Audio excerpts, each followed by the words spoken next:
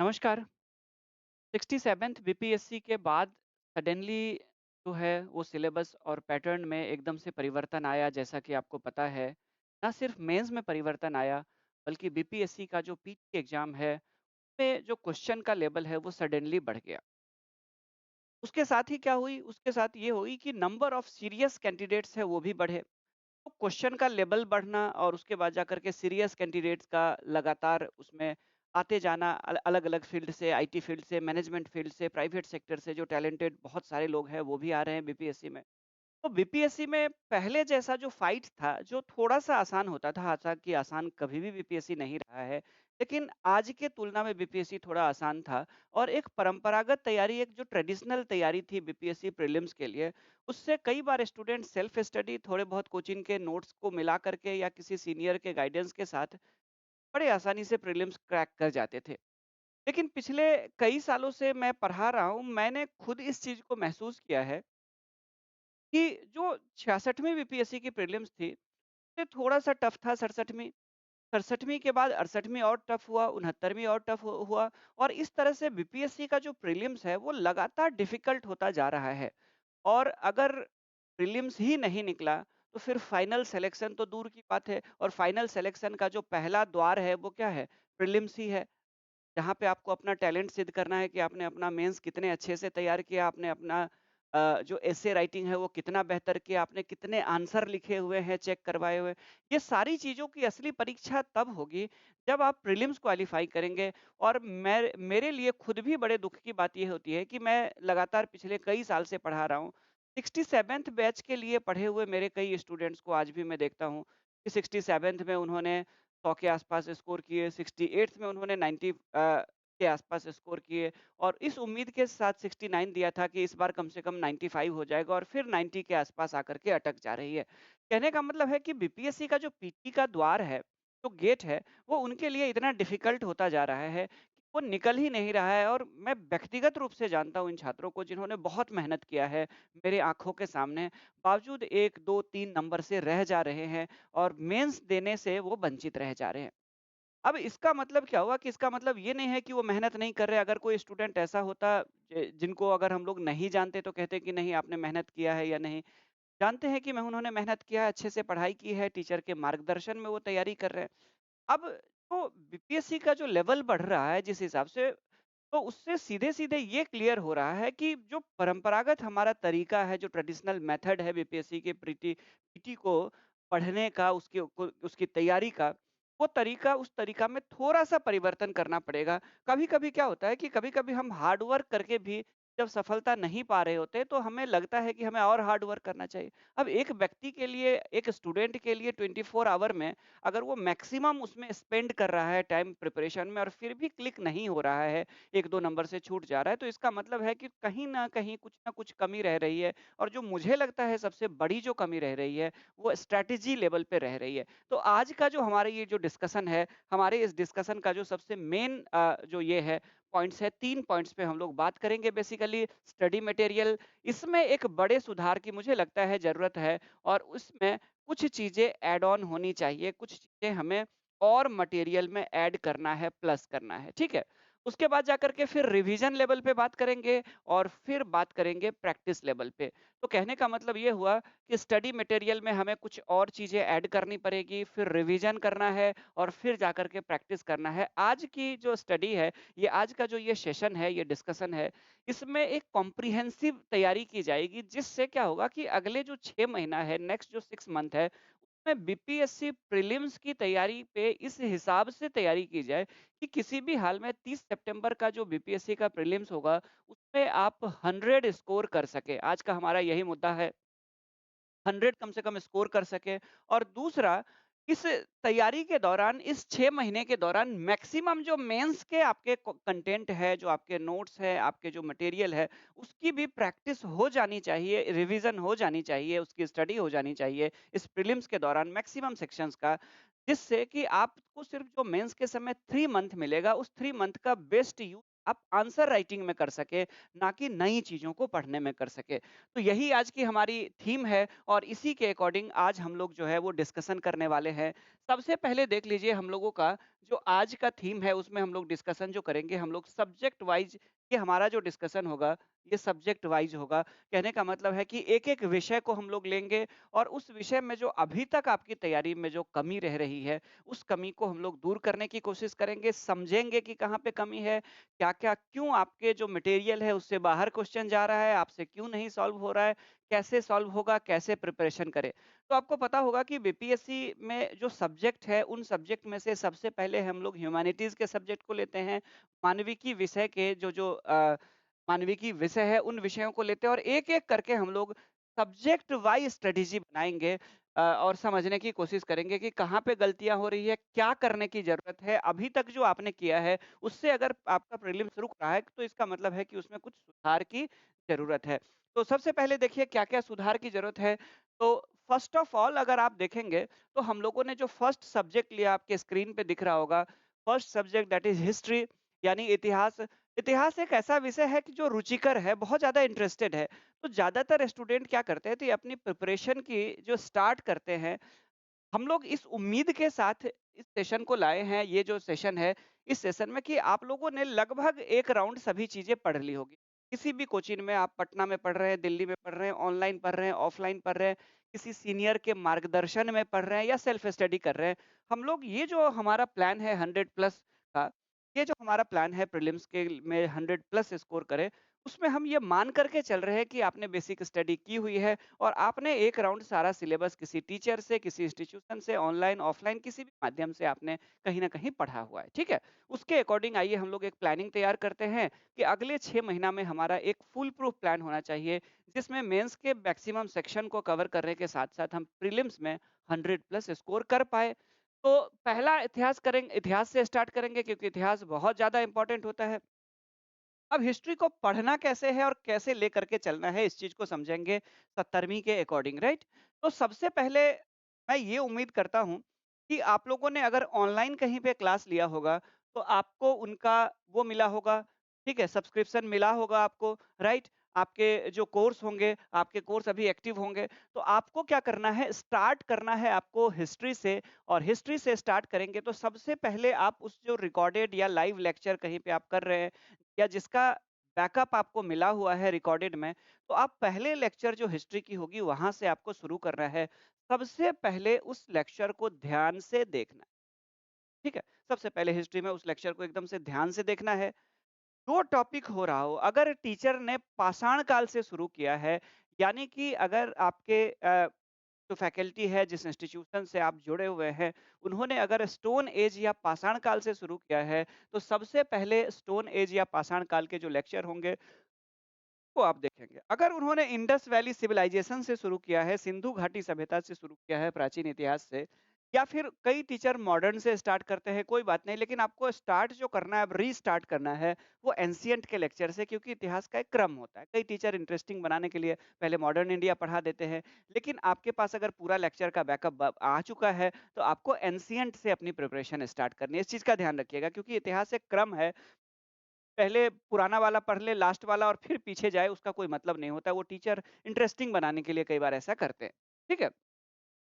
तो लेक्चर सबसे पहले देखना है।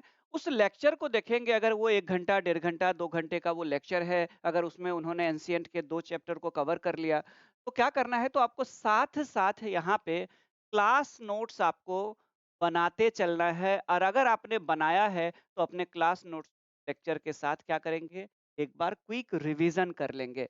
यहाँ पे आपको ध्यान रखना है कि इंडियन हिस्ट्री में एंशिएंट पढ़ेंगे तो यही काम करेंगे, मेडिवल पढ़ेंगे तो यही काम करेंगे। लेकिन मॉडर्न जब आप करेंगे, तो मॉडर्न इंडिया में अगर वो जहाँ से शुरू कर रहे हैं मॉडर्न इंडिया को मुगलों के पतन के बाद से शुरू कर रहे हैं या जहाँ से शुरू कर रहे हैं, तो जैसे मॉडर्न इंडिया आएगा तो मॉडर्न इंडिया में आपको पीटी के अलावा क्लास नोट्स जो मेंस का होता है उसको भी इंक्लूड कर लेना। आपको पता है कि प्राचीन भारत और मध्यकालीन भारत मेंस के सिलेबस में नहीं है, लेकिन आधुनिक भारत जो है वो मेंस के सिलेबस में है। आर्ट एंड कल्चर के रूप में प्राचीन भारत की कुछ चीज़ें पढ़ाई जाती है, लेकिन वो मेंस का अलग टॉपिक बनता है, ठीक है? तो आपको क्या करना है यहाँ पे, तो जब आप मॉडर्न इंडिया में आएँगे इसी क्रम को दोहराते हुए, तो जब आधुनिक भारत में प्रवेश करेंगे, तो आपके क्लास नोट्स और लेक्चर में दोनों चीज़ें ऐड हो जाएगी। प्रीलिम्स की ऐड हो जाएगी और मेंस के भी क्लास नोट्स दोनों ऐड हो जाएँगे, ठीक है? तो आपने क्या किया, सबसे पहले आपने लेक्चर को सुना, ध्यान से पढ़ा आपने, समझा, आपने क्लास नोट्स अगर बनाए हुए हैं तो सामने रख कर के क्लास नोट्स को आपने पेन से ऐसे करके चलाते हुए ध्यान से पढ़ लिया। अगर संस्थान आपको पीटी और मेंस का, मेंस मॉडर्न इंडिया और प्रीलिम्स मतलब आपका हो गया कौन-सा, पीटी का मतलब हो गया आपको एंशिएंट और मेडिवल इंडिया, राइट? इनका अगर प्रिंटेड मटेरियल संस्थान ने दिया गया है तो एज़ इट इज़ उसी टाइम पे साथ-साथ आप उस प्रिंटेड मटेरियल से भी उस चैप्टर को पढ़ लेंगे। 3 स्टेज पे आपका हो गया, राइट? उसके बाद जाकर के आपका 4th स्टेज क्या होगा? जैसा कि अध्यक्ष जी ने कहा है कि अब एनसीईआरटी पढ़ना अनिवार्य है, जब तक आप एनसीईआरटी नहीं पढ़ेंगे, विषय को लेकर के आपकी समझ नहीं बढ़ेगी। तो आपको क्या करना है, तो एनसीईआरटी क्लास 11th और 12th जिसमें इंडियन हिस्ट्री है और वहाँ से शुरू करके आपको उसी चैप्टर को इंडियन हिस्ट्री में भी एनसीईआरटी में 11th में पढ़नी है और जैसे-जैसे आप आगे बढ़ेंगे।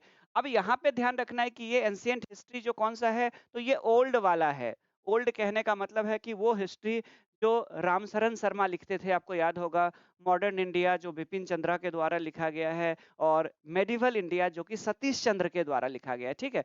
ये ध्यान रखिएगा क्योंकि एनसीईआरटी की जो नई किताब है, हिस्ट्री की जो बुक है, वो अलग-अलग ऑथर के द्वारा लिखा गया है। सिविल सर्विसेज के दौरान तैयारी में एंशिएंट इंडिया की उस बुक को पढ़ा जाता है जो आरएस शर्मा के द्वारा लिखा गया है, एंशिएंट इंडिया, और सतीश चंद्र के द्वारा जो मेडिवल इंडिया लिखी गई है और मॉडर्न इंडिया आधुनिक भारत जो है वो बिपिन चंद्र के द्वारा लिखी गई है। तो वो आपको मिल जाएगा। अब ये जो स्टडी है, कई लोग कह देते हैं एनसीईआरटी पढ़ लो पास हो जाएँगे। एनसीईआरटी जो है वो दरअसल, आपको एक चीज़ सच्चाई बता दूँ, सुन तो सभी लोग लेते हैं लेकिन आधा सुनते हैं। कहने का मतलब है कि गलत भी नहीं कहते, जो लोग कहते हैं एनसीईआरटी पढ़ लो पास हो जाओगे, गलत नहीं कहते, लेकिन वो आधा सत्य है, वो अर्ध सत्य है, वो पूर्ण सत्य नहीं है। अर्ध सत्य इसलिए है मैं कह रहा हूँ क्योंकि एनसीईआरटी बेसिक स्टडी के लिए होती है। जैसे अगर ये लिखा हुआ है ये 11th और 12th, तो इसका मतलब है कि ये 11th और 12th के जो स्कूल में पढ़ने वाले बच्चे हैं, उनके लिए ध्यान में रख कर के ये किताब लिखी गई है। उनके सिलेबस का पार्ट है, ना कि बीपीएससी के सिलेबस का पार्ट है, ठीक है? तो इसको आप बेसिक स्टडी के रूप में पढ़ते हैं। जब तक आप बेसिक नहीं पढ़ते हैं, तब तक आप एडवांस लेवल पे नहीं जा सकते। आपको एक चीज़ बता दूँ कि आप 60 जिन लोगों को लगता है कि एनसीईआरटी से ही सारे क्वेश्चन आ जाते हैं, वो एक बार एनसीईआरटी की सारी किताब लेके बैठ जाए, ठीक है? मन को शांति प्रदान करने के लिए सारे किताब को लेके बैठ जाए और 69th के क्वेश्चन को लेकर के बैठ जाए और मिला के दिखा दे कि कितना आया है। 20% भी क्वेश्चन नहीं आते हैं एनसीईआरटी से। ध्यान से सुन लीजिए, सच्चाई को सुन लीजिए। लेकिन एनसीईआरटी को पढ़ने से क्या होता है कि आपका एक अप्रोच बनता है, एक अच्छी भाषा शैली का विकास होता है जो मेंस में काम आती है। एनसीईआरटी पढ़ने से आप कुछ सीढ़ियाँ चढ़ जाते हैं जिससे आपका मंजिल थोड़ा-सा और आसान हो जाता है और एनसीईआरटी पढ़ने से आपको वो बेसिक नॉलेज मिल जाता है जिसके कारण आप मोटे-मोटे जब टेक्स्ट बुक पढ़ते हैं तो वो आपके समझ में आती है। ठीक है? इसीलिए एनसीईआरटी होता है और कई लोग कहते हैं कि नहीं, मॉडर्न इंडिया एनसीईआरटी पढ़ लिया, काम चल गया पास करके। एनसीईआरटी से ना तो पीटी में ना तो मेंस में डायरेक्ट सभी क्वेश्चन आएँगे। 20% भी क्वेश्चन आ जाए तो बहुत बड़ी बात होगी, सुन लीजिए ध्यान से इस चीज़ को। ठीक है? आ रहा है समझ में? चलिए आगे। तो एनसीईआरटी पढ़ लेंगे बेसिक स्टडी के रूप में और उसी चैप्टर को क्या करेंगे, अगर आप जब मॉडर्न इंडिया में आएँगे, चूँकि एंशिएंट इंडिया में मैं बहुत ज़्यादा इसलिए एंशिएंट और मेडिवल में बहुत चीज़ें पढ़ने को मैं इसलिए नहीं कह रहा हूँ, कि 11वीं और 12वीं की एनसीईआरटी में जो प्राचीन भारत है, वो आपको पर्याप्त है वैसे भी। और अगर इतिहास में 25-30 क्वेश्चन पूछे जाते हैं, तो उसमें मैक्सिमम क्वेश्चन जो होते हैं, वो कहाँ से होते हैं? मॉडर्न इंडिया से होते हैं। तो हमारा फोकस कहाँ पे होना चाहिए? आधुनिक भारत की तरफ। और आधुनिक भारत की तरफ अगर आपको पूरा फोकस करना है, तो स्वाभाविक रूप से आपको क्या करना पड़ेगा? तो आपको आधुनिक भारत में कुछ एडवांस बुक बढ़ाने पड़ेंगे, ठीक है? आधुनिक भारत के 2 पार्ट होते हैं, आपको पता होगा। एक पार्ट जो होता है, जो प्योर जो हिस्ट्री होती है, जिसको आप मॉडर्न इंडिया कह सकते हैं, और दूसरा जो होता है, वो होता है नेशनल मूवमेंट यानी राष्ट्रीय आंदोलन, ठीक है? जो आज़ादी के लिए था, राइट? ये 2 पार्ट में आप इसको बाँट करके, नेशनल मूवमेंट भी चलता है और उसके साथ-साथ जो हिस्ट्री चलती है उसमें सोशल, पॉलिटिकल, अदर चीज़ें भी साथ-साथ चलती है, राइट? तो वो सारी चीज़ें हो गई, रिफॉर्म वगैरह सब भी चलते रहता है, पॉलिटिकल चीज़ें चलती रहती है, तो 2 पार्ट में होता है। अब इसके लिए 2 किताबें ध्यान से आपको देखना है कि मॉडर्न इंडिया जो ऐड होगा किताब एडवांस बुक के रूप में, उसमें एक तो आप ये किताब ले सकते हैं इंग्लिश वाले, a new look at modern Indian history by BL Grover. BL Grover की ये बहुत अच्छी किताब है। ये पूरा मैंने रिसर्च करके आप लोगों के लिए ये प्लान तैयार किया है। अगर आप इसको इम्प्लीमेंट कर लेंगे तो स्वाभाविक रूप से, क्योंकि बीपीएससी अब धीरे-धीरे यूपीएससी की तरफ मूव कर रहा है, तो आपको यूपीएससी के अकॉर्डिंग तैयारी करनी पड़ेगी अपनी, ठीक है? अब उसके बाद जाकर के फिर आपको क्या करना है, तो बीएल ग्रोवर की ये किताब आधुनिक भारत का इतिहास हिंदी में भी आती है और इंग्लिश में भी आती है। इसको एडवांस बुक के रूप में आपको पढ़ना है। जब इसको पढ़ेंगे साथ-साथ इसमें से उस चैप्टर को पढ़ना है, ठीक है? जब यहाँ से वो चैप्टर पढ़ लेंगे तो फिर मॉडर्न इंडिया बीएल ग्रोवर से पढ़ना है।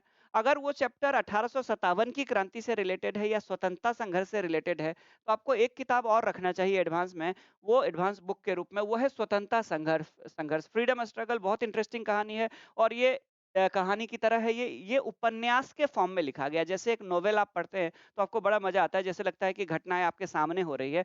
वैसे ही बिपिन चंद्रा जी के द्वारा जो फ्रीडम स्ट्रगल बुक लिखी गई है, एनसीईआरटी भी उनके द्वारा लिखी गई है मॉडर्न, और ये जो बुक उनकी अपनी किताब लिखी गई है, इस किताब को उन्होंने एक तरह से नोवेल के स्टाइल में लिखा है। जैसे नोवेल या उपन्यास होता है जिसमें जैसे ही आप पढ़ते हैं तो आपको लगता है कि आस-पास की घटना ऐसे हो रही है। तो उसी रूप में इसको लिखा गया है। अगर इसको आप पढ़ते हैं तो नेशनल मूवमेंट से रिलेटेड जो स्टेटमेंट वाले क्वेश्चन होते हैं, ठीक है? यहाँ पे मैं मेंस का नोट्स क्यों रेफर कर रहा हूँ और ये किताबें एडवांस बुक क्यों रेफर कर रहा हूँ? क्योंकि आपसे जो कथन वाले प्रश्न पूछे जा रहे हैं, जैसे भारत छोड़ो आंदोलन के संदर्भ में निम्नलिखित कथनों पे विचार कीजिए, और 3 कथन दे दिया, right? Consider the following statement about quit India movement. First dash dash dash, second dash dash, third dash dash, उसके बाद जाकर के choose the correct one, right? उसमें होगा 1 एंड 2, 2 एंड 3, 1, 2 एंड 3, राइट? ऐसे करके। तो इस तरह के जो प्रश्न आते हैं, ऐसे प्रश्नों को हल तभी कर पाएँगे जब अगर कोई एक घटना है, कोई इंसिडेंट है, उसको कहानी के रूप में आपको इंटरेस्टिंग लगे, आप उसने पढ़े हैं और आपने उस स्टोरी को पूरा डिटेल में पढ़ा है और फिर आपने साथ ही आपने अपने क्लास नोट्स से फैक्ट्स भी याद किए। तो फैक्ट्स भी आपको याद है और उसकी स्टोरी भी आपको पता है, और जब फैक्ट्स और स्टोरी दोनों पता है, तब आप स्टेटमेंट वाले क्वेश्चन को सॉल्व कर पाएँगे। और अब सॉल्व करने की बारी आएगी तो प्रैक्टिस कहाँ से करेंगे?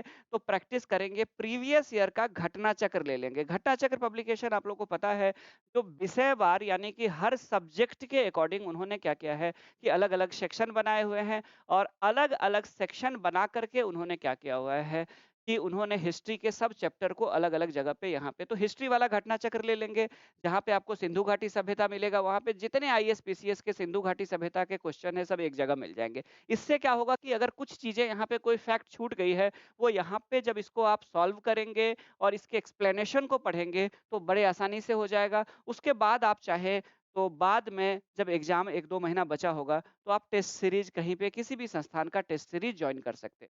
तो ये एक फुल प्रूफ प्लान होगा आपका किसके लिए? तो ये होगा इंडियन हिस्ट्री के लिए, जो बीपीएससी का सबसे बड़ा सेक्शन है। अगर आप जनरल साइंस को बड़ा सेक्शन मानेंगे तो उसमें 3 सब्जेक्ट आ जाता है, हिस्ट्री अपने आप में सबसे बड़ा सेक्शन है। अब हम लोग ले लेते हैं दूसरा। दूसरा जो सेक्शन है हिस्ट्री की बात, दूसरा ज्योग्राफी की बात कर ले तो आपको पता है कि 15-16 के आसपास क्वेश्चन आते हैं। अगर इंडियन ज्योग्राफी और वर्ल्ड ज्योग्राफी दोनों को मिला दिया जाए, बिहार ज्योग्राफी को आप उसमें बिहार स्पेशल में रख सकते हैं। तो ज्योग्राफी से 15-16 के आसपास क्वेश्चन आते हैं मैक्सिमम। अब 12 भी, 13 भी आए हुए हैं, 15 भी आए हुए हैं।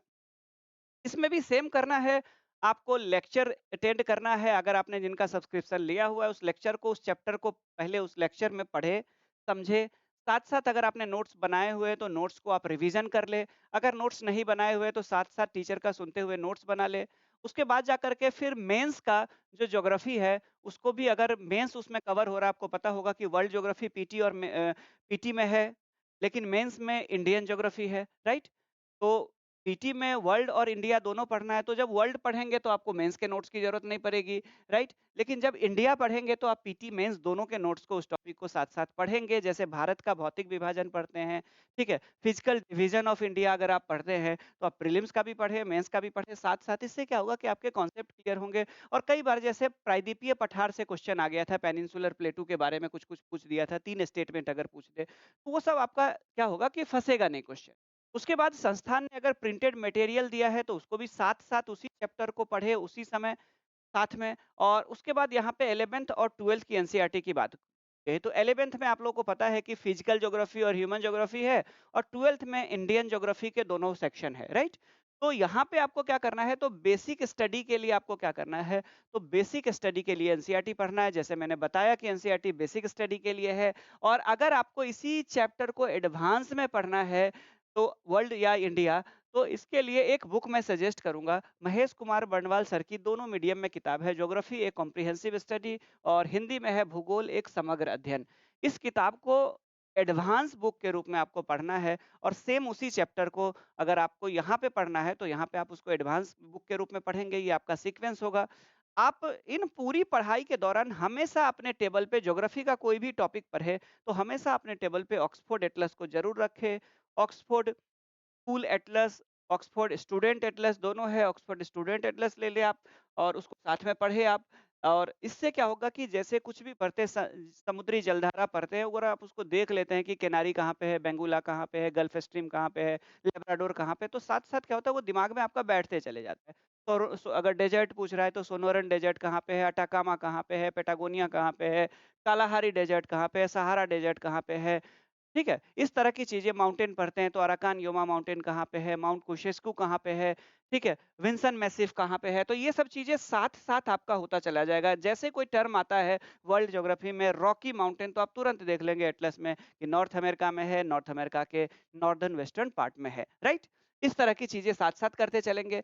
इसमें भी आप क्या करेंगे, तो इसमें भी आप घटना चक्र में उसी चैप्टर को पढ़ लेंगे साथ में, और जब आपकी पूरी तैयारी हो जाएगी, तो आपको सेक्शन वाइज़ जब टेस्ट होगा, तो आप टेस्ट भी दे सकते हैं। हालाँकि ज़्यादातर जो टेस्ट पेपर है, वो यहीं से उठा करके कुछ लोग बना देते हैं, फिर भी कुछ नए क्वेश्चन टेस्ट में आपको मिल जाएँगे, तो इसीलिए आपको टेस्ट भी सॉल्व कर लेना चाहिए। कहीं से पेपर का जुगाड़ हो जाएगा, टेस्ट सीरीज़ नहीं भी देते हैं, तो कहीं से पेपर का जुगाड़ हो जाए फोटोस्टेट के रूप में, तो आप ले लेंगे। ठीक है? चलिए, अब उसके बाद जाकर के थर्ड हमारा जो सेक्शन है, वो है दैट इज़ पॉलिटी। 10 से 12 क्वेश्चन हम लोग उम्मीद करते हैं कि यहाँ से क्वेश्चन आते हैं, 10 से 12। इसमें आपको क्या करना है, तो इसमें आपको लेक्चर्स अटेंड करने हैं, और वो जो लेक्चर्स होगा वो पी और मेंस दोनों का होगा। अगर आप फाउंडेशन में एडमिशन लिए हैं, तो वहाँ पे दोनों चीज़ें साथ-साथ कराई जाती है। तो पीटी प्लस मेंस के लेक्चर, जैसे अगर वो पूछ रहा है constitutional development of in India, Bharat में संवैधानिक विकास अगर पूछ रहा है, वहाँ से क्वेश्चन आ रहे हैं। अगर वो चैप्टर आपको क्लास में टीचर ने कराए हैं, अगर वहाँ से स्टार्ट किया है, कुछ टीचर बीच से ही शुरू कर देते हैं, अपना स्टाइल होता है। लेकिन आपको स्टार्ट कहाँ से करना है, संवैधानिक विकास भारत में जहाँ से होती है, रेगुलेटिंग एक्ट वहाँ से, राइट? तो वहाँ से जब स्टार्ट करेंगे, तो उस चैप्टर को आप पीटी में पढ़ेंगे, वो मेंस में नहीं है, आपको पता होगा। मेंस में है नहीं, मेंस में तो सीधे-सीधे जो कोर आज की जो पॉलिटिकल सिस्टम है, उससे चीज़ों को रिलेट करके करंट से पूछा जा रहा है।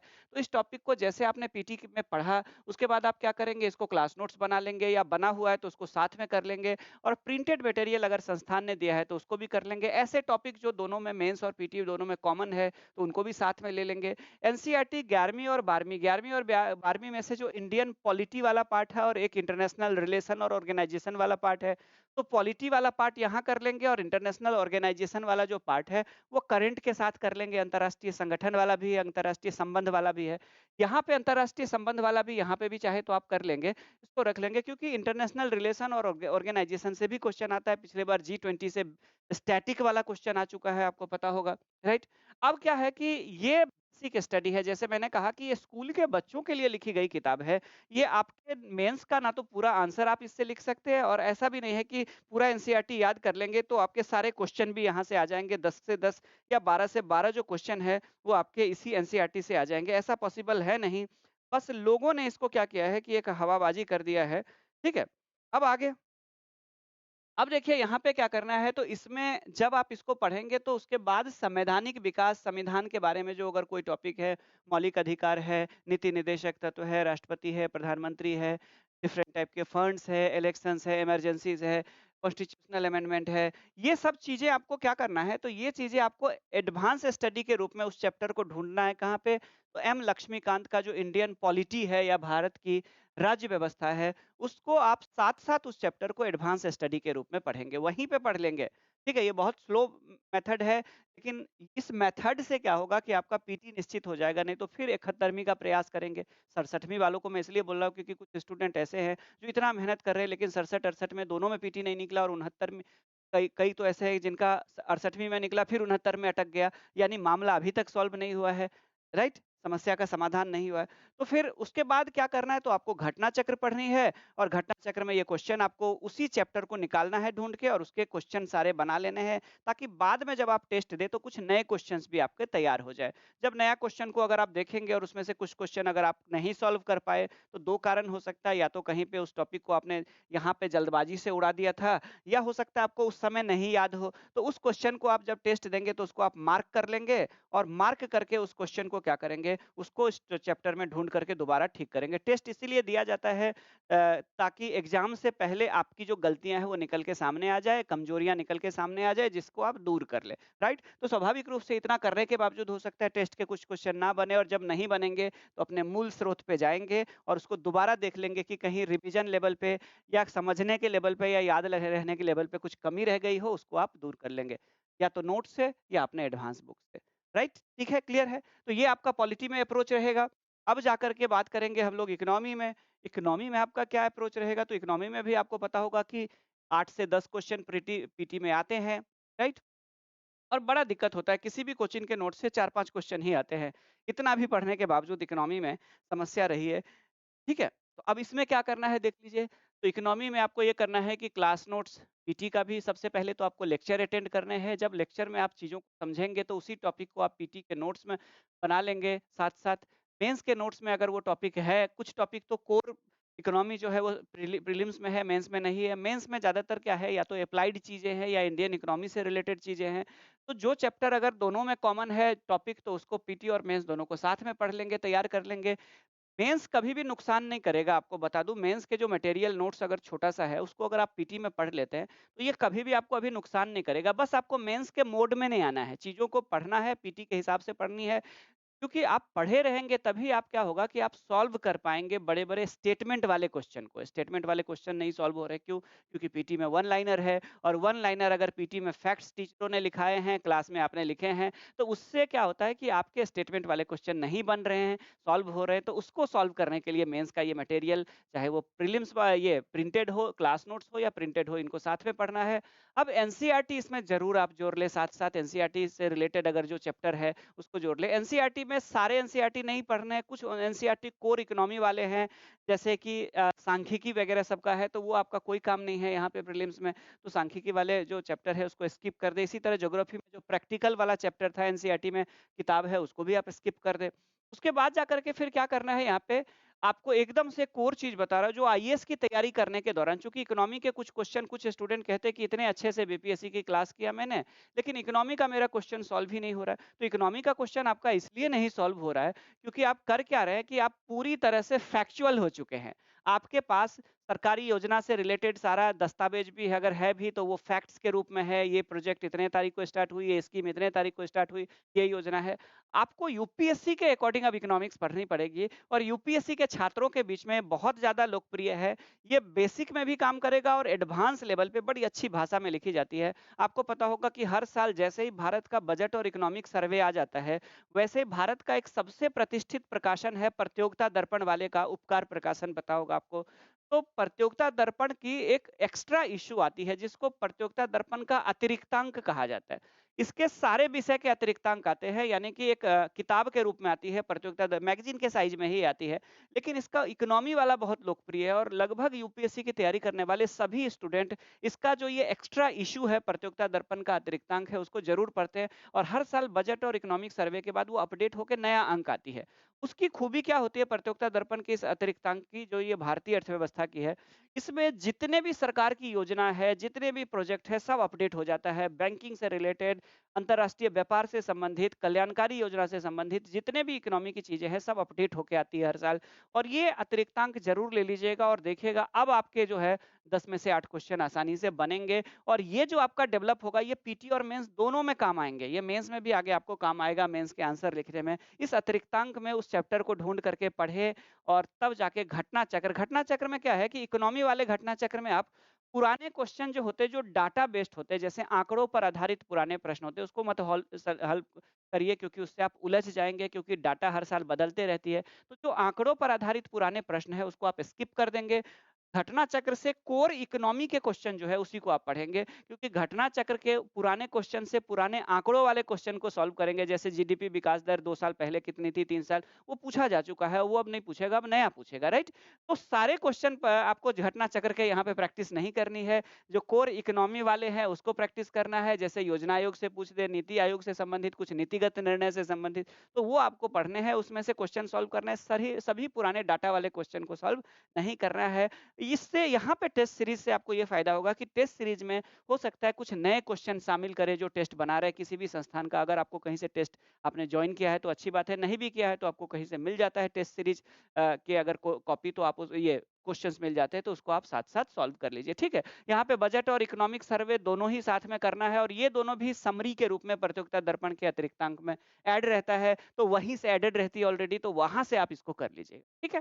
तो इस तरह से इकोनॉमी में आपका ये अप्रोच रहेगा। के बाद जाकर के फिर बात करते हैं हम लोग जनरल साइंस। जनरल साइंस में क्या अप्रोच रहेगा? तो जनरल साइंस में फिजिक्स, केमिस्ट्री, बायो आती है। लेकिन एक चीज़ और देखा गया है कि बीपीएससी या कोई भी सिविल सर्विसेज के एग्जाम में हम लोग ये समझ लेते हैं कि जनरल साइंस जो है वो प्रीलिम्स का पार्ट है, और जो साइंस एंड टेक है वो पूरी तरह से मेंस का पार्ट है। जबकि ऐसा नहीं है। जो करंट में अगर कोई मुद्दा है, जैसे अग्नि 5 अगर चर्चा में है, तो अग्नि 5 जो है वो मेंस में ऑलरेडी पढ़ाई होती है, डिफेंस वाले में, राइट? उसमें डिफेंस इक्विपमेंट से रिलेटेड चीज़ें, जिसमें मिसाइल भी पढ़ाई होती है, बाकी चीज़ें भी, इंडिजेनस जितने भी भारत वेपन्स डेवलप कर रहा है उसके बारे में भी आप साइंस टेक में पढ़ते हैं। तो कई बार क्या होता है कि करंट से जोड़ करके उसको पूछ लिया जाता है कि अग्नि 5 मिसाइल का हाल ही में परीक्षण किया गया है यहाँ पे, जहाँ पे किया गया है, ठीक है? अगर बालासोर में किया गया है या कहीं पे किया गया है, पोखरण के पास किया गया है। फिर उसके बाद इसकी ये विशेषता, इतना किलोमीटर रेंज है, इतना ये वजन लेकर के जा सकती है, वगैरह वगैरह, ये परमाणु हथियार को ढोने में सक्षम है, जस्ट लाइक इस तरह की चीजें पूछी जाती है, राइट? तो वो जो होता है वो मेंस के नोट से सॉल्व होगा, क्योंकि साइंस टेक तो आप मेंस में पढ़ते हैं। तो यहाँ पे अगर आप साइंस टेक के मटेरियल को, आपको फिजिक्स, केमिस्ट्री, बायो ही नहीं पढ़ना है, बल्कि साइंस टेक के भी मटेरियल को साथ में रखना है। क्योंकि एक तो इससे क्या होगा कि ऐसे जो 2-3 क्वेश्चन जो कोर उससे आ जाते हैं, साइंस एंड टेक्नोलॉजी और एनवायरनमेंट से आते हैं, पर्यावरण और विज्ञान और प्रौद्योगिकी से आने वाले जो 2-3 प्रश्न होते हैं जिसको करंट के साथ जोड़ करके पूछा जाता है, उसको सॉल्व कर पाएंगे आप। और दूसरा ये होगा कि इस दौरान आपका जो रिवीजन है वो भी हो जाएगा। तो जब आप सितंबर, 30 सितंबर के बाद जब आप मेंस का आंसर लिखने बैठेंगे, प्रैक्टिस करने बैठेंगे, तो आपका नोट्स जो है वो मेंस का रिवीजन हो चुका होगा साइंस टेक का। तो हम लोग वही सब्जेक्ट को भी, उन सब्जेक्ट को भी पीटी में ले रहे हैं, जिसका पीटी में रोल के अलावा क्या है कि मेंस में भी है। जिसका बिल्कुल पीटी में कोई रोल नहीं है फिलहाल, जैसे डीआई वगैरह से, तो उसको छोड़ करके बाकी चीजें आप पढ़ सकते हैं अभी, राइट? साथ में। तो इसमें भी क्या करेंगे, लेक्चर अटेंड करेंगे, जो टॉपिक लेक्चर में मिलेगा उसके क्लास नोट्स को भी साथ में ले लेंगे, प्रिंटेड मटेरियल को भी साथ में ले लेंगे, और साइंस एंड टेक्नोलॉजी जो मेंस का लेक्चर है उसको भी आप देख लेंगे। और उसके साथ ही क्या करेंगे, तो हम लोग क्या करेंगे, तो एनसीईआरटी 11 नाइन्थ और 10th का जो है, 11th यहाँ पे मैंने गलती से ये लिख दिया, इसको ठीक कर लीजिए, ठीक है? ये आपका 9th और 10th का जो एनसीईआरटी होगा, ये आपको जो नया वाला लेना है, ठीक है? नया वाला एनसीईआरटी 9th और 10th का लेना है, और ये बेसिक और एडवांस दोनों लेवल पे। ये साइंस के लिए, जनरल साइंस के लिए क्या होगा, तो जनरल साइंस के लिए बेसिक और एडवांस दोनों तैयारी हो जाएगी 9th और 10th से। लेकिन जैसे मैंने कहा कि साइंस एंड टेक्नोलॉजी को भी करंट से जोड़ करके पूछा जा रहा है, और वो मेंस का पार्ट है ही, 1-2 क्वेश्चन पीटी में भी पूछ लिए जाते हैं। तो इसके लिए टाटा मैकग्रा-हिल पब्लिकेशन का एक किताब है, इसको आप 2 चैप्टर लेंगे। जैसे अग्नि 5 के बारे में जानना है तो उसमें चले जाएँगे आप, भारत के मिसाइल प्रोग्राम के बारे में जानना है तो उसमें चले जाएँगे आप, अंतरिक्ष कार्यक्रम के बारे में जानना है तो यहाँ पे इस किताब में आप चले जाएँगे, राइट? पर्यावरण से संबंधित कोई अगर टॉपिक जानना है तो आप यहाँ पे चले जाएँगे। जैसे ई-वेस्ट के बारे में जानना हो क्या होता है, रेडियोधर्मिता प्रदूषण क्या होता है, पॉल्यूशन क्या होता है, जानना है, भारत स्टेज 5-6 क्या होता है, इसके बारे में अगर जानना है, ग्रीन हाइड्रोजन पॉलिसी के बारे में जानना है, ठीक है? ये सब सारी चीज़ें, जैसे पर्यावरण से जुड़े हुए किसी संस्थान के बारे में जानना है, कोप के बारे में जानना है, तो ये सब चीज़ें आपको यहाँ पे मिल जाएगी। तो आप साइंस टेक किताब से इन चीज़ों को पढ़ेंगे, ये बेसिक और एडवांस दोनों के में आपके काम आएँगे। और इसके साथ ही आपको क्या करना है, तो आपको यहाँ पे भी घटना चक्र को के जो क्वेश्चन्स हैं वो सॉल्व करने हैं। पुराने क्वेश्चन जिसमें डाटा वाला ज़्यादा होता नहीं है, डाटा वाले भी होते हैं, तो डाटा साइंस की चीज़ें बदलती नहीं है जल्दी, तो उसको भी देख लेंगे आप। और कहीं से टेस्ट सीरीज़ मिल गया, तो इसे आप टेस्ट सीरीज़ भी जॉइन कर लेंगे। जनरल साइंस की बात कर ले तो आपको पता होगा कि जनरल साइंस में 25 प्लस क्वेश्चन आते हैं, यानी एक बहुत बड़ा सेक्शन है, मेजर सेक्शन है। अगर अच्छे से तैयार कर ले, साइंस बैकग्राउंड नहीं भी है, तो आप 80% यहाँ पे भी आप ला सकते हैं। अब आइए हम लोग आते हैं, अगला है हमारा maths and reasoning. Maths and reasoning की बात कर ले तो मैथ्स एंड रीजनिंग में कोई एक किताब मैं पर्सनली इसलिए सजेस्ट नहीं करूंगा क्योंकि बीपीएससी की जो मैथ है उसमें इस हिसाब से लिमिटेड सेक्शन है। आप अगर सीजीएल का मैं बता दूं तो सीजीएल एक ऐसा एग्जाम है जो मैथ्स बेस्ड एग्जाम है। तो मेरे कहने का मतलब है कि ऐसे परीक्षा जिसमें गणितीय योग्यता से ही आपका अंतिम चयन होता है वो एग्जाम सीजीएल वगैरह सब होती है। तो सीजीएल के मैथ्स के सारे टॉपिक नहीं पढ़ने मुश्किल से 7-8 टॉपिक मेंस में ऐसे होते हैं, ये प्रीटी में ऐसे होते हैं जो इससे होते हैं मैथ से और 12-13 ऐसे है जो रीजनिंग के मतलब 20 ऐसे एरिया है, चैप्टर है जिसमें मैथ रीजनिंग आप कर लेते हैं। तो 10 क्वेश्चन आते हैं, तो 10 क्वेश्चन के लिए आपको क्या करना है तो आपके अपने क्लास के लेक्चर ज़रूर अटेंड करने हैं पुराने और साथ में क्लास नोट्स कहने का मतलब है कि क्लास में टीचर ने बहुत सारे ट्रिक्स बताए होंगे आपको, वो सब आपने देखे होंगे, सॉल्व भी किए होंगे उसके आधार पर तो वो आपके काम आएँगे। प्रिंटेड मटेरियल अगर संस्थान देती है तो उसमें आपको बहुत सारे क्वेश्चन दे देती है जिसको आप प्रैक्टिस करते हैं, इसके लिए ये काम आएगा। और आजकल आपको पता है कि बहुत सारे ऐसे यूट्यूब चैनल भी है जो प्रैक्टिस के लिए आपको क्या कराती है मैथ और रीजनिंग की प्रैक्टिस करा देती है पीटी से पहले। हमारा बिहार सिविल एकेडमी मोतीशाला का जो ये है चैनल है, उसमें भी आप जाएँगे तो उसमें भी हमारे जो टीचर्स हैं वो एग्ज़ाम से पहले मैथ्स रीजनिंग की प्रैक्टिस करा देते हैं। तो उनसे वहाँ से आप प्रैक्टिस कर सकते हैं और आप चाहे तो टेस्ट सीरीज भी कहीं से अगर आपने जॉइन किया है तो ठीक है और कहीं से क्वेश्चन मिलता है तो उसको भी आप सॉल्व कर लेते हैं। ठीक है? तो यहाँ पे कोई नोट्स वगैरह सब जो बना होता है वो बस ये होता है कि नोट्स में सॉल्व करने के तरीके बताए गए होते हैं, कुछ ट्रिक्स बताए गए होते हैं, तो नोट्स पे दोबारा जाने से आपको क्या होता है जो क्लासरूम का जो पुरानी जितनी चीज़ें क्लासरूम में आपके साथ घटनाएँ हुई होगी, वो सारी चीज़ें रिकॉल होने लगती है आपको और आपके लिए क्या होता है बड़ा आसान हो जाता है चीज़ों को समझना। अब उसके बाद जाकर के जो एक मेजर सेक्शन है जहाँ से 25 प्लस क्वेश्चन यहाँ से भी आते हैं और ये सेक्शन है बिहार स्पेशल बहुत बड़ा सेक्शन है आपको पता होगा। इसमें भी आपको क्या करना है तो आपको लेक्चर अटेंड करनी है और लेक्चर को ध्यान से सुनना है। अपना अगर रिकॉर्डेड लेक्चर पहले से अभी भी है तो उसको सुनना है। क्लास नोट्स अगर आपने कर लिया है आपका अगर ऑफलाइन हो चुका है तो आप उस क्लास नोट्स का रिवीजन कर ले, साथ में प्रिंटेड मटेरियल मिला हुआ है उसको कर ले। अब क्या है कि बिहार स्पेशल में किताबों की कमी है, खास करके इंग्लिश मीडियम में बहुत कम किताब है। जो किताब है भी उसमें कुछ थोड़ा बहुत एरर है, जैसे कि अगर आप क्राउन पब्लिकेशन बात करें तो उसमें थोड़ा बहुत कहीं-कहीं मुझे एरर दिखा है। हालाँकि इंग्लिश मीडियम में अच्छा प्रयास किया गया क्योंकि पहले बिहार स्पेशल के लिए इंग्लिश मीडियम में कोई किताब थी नहीं। अब जब तक मैं भी 2 किताबें लिख रहा हूँ, इंग्लिश मीडियम में भी, एक हिंदी मीडियम में, लेकिन जब तक मेरी किताब नहीं आ जाती, अभी समय लगेगा क्योंकि अभी मैं बहुत सारे अलग-अलग प्रोजेक्ट में बिज़ी हूँ। जैसे क्लासेस मेरी चल रही है यूपीएससी की, बीपीएससी की, ठीक है? और उसके साथ एस्से राइटिंग की भी क्लासेस चल रही है और उसमें समय निकाल कर के मैं बिहार स्पेशल की किताब लिख रहा हूँ, तो उसमें समय लग सकता है। तो क्राउन पब्लिकेशन का आप इंग्लिश मीडियम का किताब ले सकते हैं जनरल बिहार जनरल नॉलेज के लिए और अरिहंत पब्लिकेशन का हिंदी में आता है। इसको बेसिक कह लीजिए, एडवांस कह लीजिए, कि बेसिक में भी इसी को पढ़ना है और एडवांस लेवल पे भी, दोनों ही लेवल पे ये पढ़ना है। एडवांस लेवल पे और बेसिक लेवल पे एक किताब और है जो बहुत अच्छी किताब है इम्तियाज़ अहमद सर की, बिहार एक परिचय करके है। ये प्योर हिंदी मीडियम में किताब है। कमर अहमद और ये 2 लोग हैं, इम्तियाज़ अहमद, 2 लोगों ने मिलकर के ये किताबें लिखी है। लेकिन इसकी एक बहुत अच्छी विशेषता ये है कि इसमें बहुत ज़्यादा रिसर्च करके लिखा गया है। ये एक तरह से टेक्स्ट बुक है, ना कि गाइड बुक है। लेकिन इसकी कमी ये है कि ये किताब हर साल अपडेट नहीं होती है। ठीक है? कमी ये है कि इस किताब को जिन विद्वानों ने लिखा है, उनके अब शायद उम्र इतने नहीं रह गए, इतनी ऊर्जा नहीं रह गई, लेकिन ये बहुत अच्छी किताब है क्योंकि बाद में इसी किताब की नकल करके बाकी किताबें लिखी गई, गाइड बुक लिखा गया। लेकिन इसकी एक कमी ये है कि ये हर साल अपडेट नहीं होती है, ठीक है? तो इस चीज़ का ध्यान रखेंगे, यहाँ से बिहार की हिस्ट्री, बिहार की ज्योग्राफी, पॉलिटी और बहुत सारी चीज़ें आर्ट एंड कल्चर निकल के आ जाएगा, जिसको आप एडवांस और बेसिक दोनों लेवल पे पढ़ेंगे, ये मेंस में भी काम आएँगे, ठीक है? ये सारी चीज़ें। साथ-साथ क्या करेंगे, घटना चक्र से प्रीवियस क्वेश्चन बना लेंगे, स्टेट स्पेशल करके भी घटना चक्र का एक आता है, जिसमें सारे राज्यों का होता है, उसमें बिहार का भी है, मैंने देखा हुआ है, वहाँ से कर लेंगे और फिर आपको कहीं से टेस्ट सीरीज़ मिलेगा, तो आप उसको टेस्ट सीरीज़ भी कर लेंगे, ठीक है? नेक्स्ट उसके बाद जाकर के देख लीजिए करंट अफेयर, सबसे मेजर सेक्शन, सबसे ज़्यादा चिंता का विषय रहा है और करंट अफेयर्स एक ऐसा सेक्शन है जहाँ पे 25 से लेकर के 30 तक के प्रश्न आते हैं, 30 तक क्वेश्चन आ जाते हैं यहाँ से, ये एरिया बहुत बड़ा एरिया है। इसमें आपको क्या करना चाहिए, तो कई संस्थानें जो है वो लेक्चर करा रही है। अगर संस्थान नहीं करा रही है तो आप यूट्यूब पे चले जाएँगे, तो आपको यूट्यूब पे भी बहुत सारे करंट अफेयर्स के अलग-अलग चैनल्स मिल जाएँगे जिनमें करंट अफेयर्स कराया जा रहा है। वहाँ से आप इसको कर लेंगे, साथ-साथ आप नोट्स बनाएँगे। नोट्स बनाने से क्या होता है, याद होता है। पीडीएफ कल्चर जो एक डेवलप हो गई है कि पीडीएफ ले लेते हैं कहीं से किसी टेलीग्राम ग्रुप से जॉइन करके और मोबाइल में रख लेते हैं। कुछ दिन के बाद जब मोबाइल का डाटा ज़्यादा फुल हो जाता है, स्पेस नहीं रहता है, स्टोरेज फुल हो जाता है तो डिलीट कर देते हैं। ये ट्रेडिशन क्या होता है, इससे कभी आपकी तैयारी नहीं होती है। तैयारी का सबसे बेस्ट तरीका ये होता है कि अगर आप करंट अफेयर्स का किसी का लेक्चर अटेंड कर रहे हैं तो कम से कम पॉइंट्स बाय भी नोट्स ज़रूर बना लें, क्योंकि नोट्स बनाने के दौरान आपको याद होता चला जाएगा चीज़ें, ठीक है? तो इस चीज़ का आप ध्यान रखेंगे। अब करंट को कई बार स्टैटिक से जोड़ करके पूछा जा रहा है, जैसे कि जी20 के बारे में अभी पूछ लिया था 69वीं में। तो इस तरह से अंतर्राष्ट्रीय संगठन को भी यहीं पे साथ में कर लेंगे, क्योंकि एक बार ज़रूर देख लेंगे अंतर्राष्ट्रीय संगठन के बारे में। और ये स्पेक्ट्रम पब्लिकेशन का इंग्लिश मीडियम में, हिंदी मीडियम में पुष्पेश पंत का अंतर्राष्ट्रीय संगठन वाला किताब आता है। बेसिक और एडवांस दोनों के लिए है, क्योंकि जी20 से अगर पूछा है तो फ्यूचर में डब्ल्यूटीओ से पूछ सकता है, फ्यूचर में डब्ल्यूएचओ से पूछ सकता है, फ्यूचर में यूएनओ के बारे में पूछ सकता है, फ्यूचर में एससीओ के बारे में पूछ सकता है, फ्यूचर में ब्रिक्स के बारे में पूछ सकता है। ठीक है?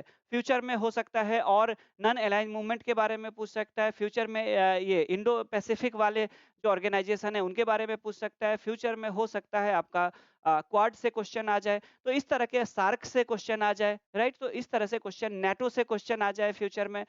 तो इस तरह से जो प्रश्न आते हैं अंतर्राष्ट्रीय संगठन वाले प्रश्न जो आते हैं, वो एक जगह पहले अंतर्राष्ट्रीय संगठन करना आपके लिए ज़रूरी है, क्योंकि जैसे ही कोई अंतर्राष्ट्रीय संगठन किसी कारण से चर्चा में आता है, जैसे जी20 की बैठक भारत में होने वाली थी, तो जी20 चर्चा में आ गया, तो जी20 का करंट नहीं पूछ करके क्या पूछ लिया, तो जी20 के जो बेसिक चीज़ें हैं कि कितना परसेंट वर्ल्ड इकोनॉमी में कंट्रीब्यूट करता है, वर्ल्ड ट्रेड में कितना करता है, वर्ल्ड के पॉपुलेशन में कितना करता है, वर्ल्ड के जीडीपी में कितना, इस तरह की चीज़ें। तो अंतर्राष्ट्रीय संगठन कई बार डायरेक्ट क्वेश्चन अगर नहीं भी करंट से आए, तो अगर वो करंट में चर्चा है में आता है तो उसके स्टैटिक को उठा करके क्वेश्चन बना दिया जाता है। तो इसीलिए एक बार तेजी से जितने भी दुनिया के अंतर्राष्ट्रीय संगठन है वो किसी किताब से अच्छे से देख लीजिए कि कब बना था, कौन-कौन मेंबर है, हेडक्वार्टर कहाँ-कहाँ पे और बाकी चीज़ें उसके बारे में। एक बार तेजी से देख लीजिए, ये बेसिक और एडवांस दोनों लेवल पे। इससे क्या होगा कि कोर जो करंट होते हैं उसमें 25 से 30 जो क्वेश्चन होते हैं जिसको स्टैटिक से जोड़ के पूछा जाता है, उसमें आप 80% सॉल्व कर पाएँगे। कि सिर्फ़ और सिर्फ़ लेक्चर से और करंट के क्लास से काम नहीं चलेगा। मैं अपना खुद व्यक्तिगत अनुभव बता रहा हूँ। कोई शिक्षक इस तरह का शेयर नहीं कर रहा है। मेरे 85% क्वेश्चन जो है वो 67th बीपीएससी में आ गए थे। उसके बाद जाकर के फिर क्या हुआ, मैं करंट अफ़ेयर्स पढ़ाता हूँ, आप लोग को पता होगा। उसके बाद जाकर के 68th बीपीएससी की बात करें तो उसमें भी 85% क्वेश्चन आ गए थे। लेकिन मैं ही प्लेटफ़ॉर्म पे, किसी भी प्लेटफ़ॉर्म पे इस बात को एक्सेप्ट करता हूँ कि 69th बीपीएससी में मेरे 50% ही क्वेश्चन आए जो मैंने पढ़ाया था 1 साल का करंट अफ़ेयर्स, ठीक है? सिर्फ़ 50% आए। मुझे खुद अपनी रणनीति में बदलाव करना पड़ा है और मैंने अपने रणनीति में बदलाव किया है और मैं ईमानदारी से इस चीज़ को स्वीकार करता हूँ, क्योंकि बीपीएससी ने अपना करंट अफ़ेयर्स के दायरे को बढ़ा दिया है। अब जो छोटे-छोटे कुछ पब्लिकेशन वगैरह सब से वन लाइनर आते थे, जैसे स्पीडी वगैरह सब से आते थे और उसके बाद जाकर के और एडुतेरिया वगैरह सब, उनसे तो आ ही नहीं रहा। एक भी क्वेश्चन नहीं आ रहा है, आप लोगों को पता होगा। मेरे तो 50% आए, तो मैं इसीलिए गर्व से कह रहा हूँ कि 50% आ गया, क्योंकि इनको वहाँ से तो एक भी क्वेश्चन नहीं आए थे, राइट? तो आपको क्या करना है, ऑर्गेनाइज़ेशन पढ़ना है, आपको अब उस मैगज़ीन की तरफ लौटना है जो सभी मैगज़ीन का पितामह है। भारत में प्रतियोगिता परीक्षा की जब तैयारी होती थी, जब शुरुआत से, तो भारत का सबसे पुराना करंट अफ़ेयर्स का मैगज़ीन कौन है? प्रतियोगिता दर्पण। ये सिर्फ़ पीटी के लिए नहीं है, बल्कि मेंस में इसके जो आर्टिकल्स होते हैं, वो मेंस के एग्ज़ाम के पॉइंट ऑफ व्यू से भी होते हैं और निबंध लेखन में भी काम आएँगे। तो फिर से उसी पे लौटिए। जितने नकल करके मैगज़ीन वगैरह सब लिखी गई थी, सब फ्लॉप हो रहा है, प्रतियोगिता दर्पण की तरफ लौटिए, इससे आपकी भाषा अच्छी होगी, लैंग्वेज पे पकड़ बढ़ेगा, नॉलेज बढ़ेगा, आर्टिकल उसके पढ़ेंगे तो आपका और ज़्यादा मेंस में अप्रोच बढ़ेगा ऐसे राइटिंग में। और उसके अलावा जो शुरू के 30-35 पेज में जो 1 महीने का न्यूज़ रहता है, national, international, economic, science tech, environment and ecology, miscellaneous, ठीक है? इस तरह के जो न्यूज़ रहते हैं, उसको सबको साथ में प्रतियोगिता दर्पण में कवर करिए। प्रतियोगिता दर्पण पूरी तरह से अब ये अकेला डिमांड को नहीं पूरा कर रहा है, इसीलिए आप हो सके, अगर आपके पास समय है, तो विज़न के जो करंट अफेयर्स के मंथली आते हैं उसको भी आप देख लीजिए, विज़न आईएएस के, और फिर टेस्ट सीरीज ज्वाइन करेंगे तो कुछ नए क्वेश्चन आपको वहाँ पे भी मिल जाएँगे। कुल मिलाकर के ये आपका जो अप्रोच होगा, इस अप्रोच से अगर आप पढ़ेंगे, इस तरह का पढ़ेंगे जैसे मैंने हिस्ट्री से शुरू किया था, आपको बताया था, तब जाकर के क्या है कि 100 प्लस स्कोर आप कर पाएँगे, ठीक है? बाकी अगर कोई आपको गाइडेंस चाहिए, क्योंकि कहा जाता है कि बिना गुरु का ज्ञान नहीं हो सकता है। तो कहने का मतलब है कि ऐसा नहीं है कि सेल्फ स्टडी से लोग नहीं पास कर सकते हैं। सेल्फ स्टडी से लोग पास करते हैं, पास किए हैं, लेकिन सबका मानसिक स्तर अलग-अलग होता है, चीज़ों को समझने का स्तर अलग-अलग होता है। किसी कोई कोचिंग नहीं करते हैं तो कई बार उनके मार्गदर्शन सीनियर से मिल जाते हैं, परिवार में कोई ऐसा होता है या माहौल घर का ऐसा होता है जहाँ पे उनको मार्गदर्शन, तो सबकी परिस्थितियाँ अलग-अलग है। अब हर व्यक्ति बिना कोचिंग का पास नहीं कर सकता है या कोचिंग कर ही ले तो ज़रूरी नहीं है कि हर व्यक्ति पास कर जाए। तो सबकी परिस्थितियाँ अलग-अलग है, बहुत सारे फैक्टर्स रिज़ल्ट के पीछे, फाइनली आपका उद्देश्य रिज़ल्ट होना चाहिए, बाकी फैक्टर्स है वो बाद की चीज़ें हैं। तो आप अगर क्लास करना चाहते हैं, हमारे एक्सपर्ट से जुड़ना चाहते हैं, मोबीशाला आप जॉइन करना चाहते हो तो बिहार सिविल एकेडमी जो कि मोबीशाला ऐप पे चलने वाली एक क्लास है। इसके लिए आपको क्या करना पड़ेगा, तो आपको नीचे वैसे लिंक दे दिया जाएगा मोबीशाला ऐप का, तो वहाँ से आप ऐप डाउनलोड करके आप हमसे जुड़ सकते हैं, बिहार सिविल एकेडमी से जुड़ सकते हैं। आपको एक चीज़ और बता दूँ कि अ, मुखर्जी नगर में बीपीएससी के एग्ज़ाम का ये बीपीएससी के जो पढ़ाने का स्तर है, उसपे सबसे अच्छी टीम मोबीशाला के ही पास है, बिहार सिविल एकेडमी मोबीशाला के पास है। और हम लोग कोशिश कर रहे हैं कि बीपीएससी का जो लेवल आयोग जितना ले ऊपर ले जा रहा है, हम लोग भी दिन-रात मेहनत करके आयोग के बराबर हम लोग कोशिश कर रहे हैं, जो बीपीएससी का सिलेबस है, उसके बराबर अपनी कंटेंट को, अपने लेक्चर्स को उस लेवल पे ले जाए और जस्टिफाई कर पाएँ। जैसा कि आपको पता होगा कि मैं पहला टीचर हूँ, शुरू के 2-3 टीचरों में से, जिन्होंने बीपीएससी में जो भोजपुरी और मैथिली में जो कहावत और उस पे जो निबंध पूछा जा रहा है भोजपुरी मुहावरा और लोकोक्ति पे, उसको डिकोड करके निबंध लिखवाने वाले टीचरों में से, जो क्लास में निबंध लिखवाते हैं, उनमें से 2-3 टीचर ही बीपीएससी में दिल्ली से लेकर के पटना है, उसमें से मैं भी एक हूँ, जो निबंध कराता हूँ। आपको पता होगा, आप लोग यूट्यूब पे देख सकते हैं कि मैंने कैसे भोजपुरी और मैथिली मुहावरों को डिकोड करके पूरा निबंध कराया है। मैं तो 700-800 क्या 1000 शब्द में क्लास में लिखवा देता हूँ निबंध इन सब विषयों पे। अब देखिए क्या है कि आप अगर हमसे जुड़ना चाहते हैं मार्गदर्शन में, तो हमारे मुखर्जी नगर से ये क्लासेस चलती है, ये लाइव और रिकॉर्डेड दोनों होंगे। हमारे पास अगर देखेंगे तो बिहार सिविल एकेडमी ये सारे बैचेस अवेलेबल है, अलग-अलग। आप चाहे तो 70th और 71th पीटी का बैच जॉइन कर सकते हैं। 70वीं 71वीं बीपीएससी मेंस का बैच अगर आप जॉइन करें, आप चाहे तो दोनों पीटी प्लस मेंस यानी फाउंडेशन बैच आप जॉइन कर सकते हैं। 70वीं 71वीं का अगर आप चाहे तो पीटी या मेंस में कोई एक विषय अगर आपका कमज़ोर है, जैसे बिहार स्पेशल, तो आप जॉइन कर सकते हैं। अगर आपको मैथ रीज़निंग जॉइन करना है, डीआई जॉइन करना है, हिस्ट्री जॉइन करना है, पॉलिटी, तो इसके भी ऑप्शन है। आप बात करके जॉइन कर सकते हैं, नीचे नंबर दिया गया है। उसके बाद जाकर के अगर आप 70वीं 71वीं के मेंस का कोई मॉड्यूल टॉपिक चाहते हैं, जैसे साइंस टेक चाहते हैं, डीआई चाहते हैं, तो आप वो भी ले सकते हैं। इसके अलावा एसे राइटिंग जो कि हिंदी, इंग्लिश दोनों मीडियम में होती है, निबंध लेखन जिसमें डिफरेंट टाइप के टॉपिक्स के अलावा भोजपुरी, मैथिली, मुहावरे पे भी लिखाया जाता है निबंध, तो आप इनको भी चाहे तो आप जॉइन कर सकते हैं। और ये सारे के सारे कोर्सेज़ बिहार सिविल एकेडमी के प्लेटफ़ॉर्म पे अवेलेबल है, जो कि मोबीशाला ऐप के थ्रू आपको ये क्लासेस मिल सकती है। तो नीचे हम लोग को ने ये डिस्क्रिप्शन बॉक्स में मोबीशाला ऐप का लिंक भी दे दिया है, जहाँ से आप डाउनलोड करके इन सभी बैचेस से जुड़ सकते हैं।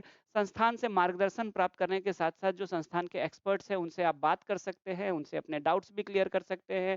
आप लोगों का जो यहाँ पे एडमिशन लेते हैं, उनका एक अपना ग्रुप होता है, जहाँ पे वो अपने डाउट्स रख सकते हैं, अपनी प्रॉब्लम्स रख सकते हैं, अपने आंसर चेक करवा सकते हैं। और उसके अलावा ये है कि हम लोगों ने फ़ी भी इतना रखा है, जिससे कोई एक सामान्य पृष्ठभूमि से आने वाले जो छात्र हैं, वो भी अफ़ोर्ड कर सके। यानी हम लोगों ने इस बात का भी ध्यान रखा है कि बिहार बहुत अमीर राज्य नहीं है, बिहार की स्थिति अच्छी नहीं है और बिहार से आने वाले सभी बच्चों की स्थिति अच्छी नहीं होती है, लेकिन उनके अंदर टैलेंट होता है। अगर उनको एक सही गाइडेंस मिले, तो वो बहुत बेहतर रिज़ल्ट दे सकते हैं। तो इसीलिए हम लोगों ने जो अपना फ़ी है, ये मिनिमम रखा हुआ है और अभी अगर आप लेते हैं, तो अभी तो डिस्काउंट वैसे भी चल रहा है, तो आप लोग नीचे दिए गए नंबर पे कॉल या मैसेज करके आप बात कर सकते हैं। तो मिलते हैं हम लोग फिर किसी सेशन में। जय भारत।